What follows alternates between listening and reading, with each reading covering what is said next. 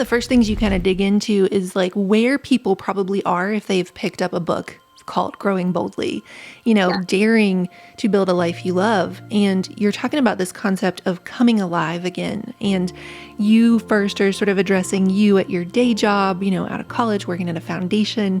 Like you felt like you were doing good work, but you saw women who were on fire doing what they were created to do. And you say, I was not alive. I didn't know what to do, but I had to find a way to become alive again. And you're referencing this really powerful quote about, taste the food and get good and angry and all this stuff. And live life. Yeah. And like, have you seen the movie Soul? Can we just talk about this for a second? Okay, yes. We watched it during one of our quarantine weekends at home. Yes. Did you just sob uncontrollably at the end? It's such a good reminder to all of us that like there's so much life to be tasted, Yeah. But we so often get stuck in the hamster wheel of living reactively to things. So good. Such a good movie. Just that like idea of being numb and like this like, what are you going to do with the rest of your life? I don't know, but I'm going to be alive every minute of it. I just, that was like a pinprick to the water balloon. I was just like, well, I have not been doing that enough, but okay, let's jump on that.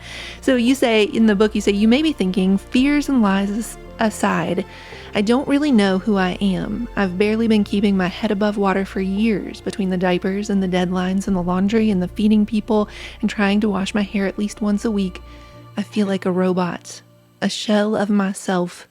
Where do I even begin? And you had mentioned on Instagram, this is like the question you're getting a lot. Like, where do I even begin to find myself again, to find that alive version of myself again? Yeah, I love that you pulled that excerpt because I think that's the essence of what Growing Boldly is. It's not a woman who is at the top of her game and has every resource in the world who's trying to build a life she loves. It's a woman who wants something better than where she is.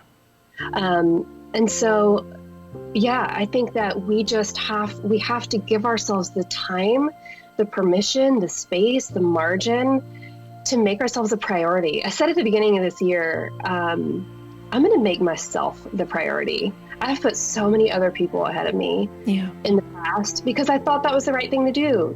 My children first, my husband first, my work first.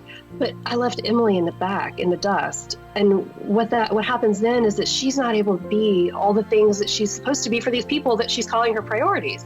Yeah. And so I think when we make the decision to put ourselves first, to take care of ourselves, not only do we change our lives, we change so many people's lives too.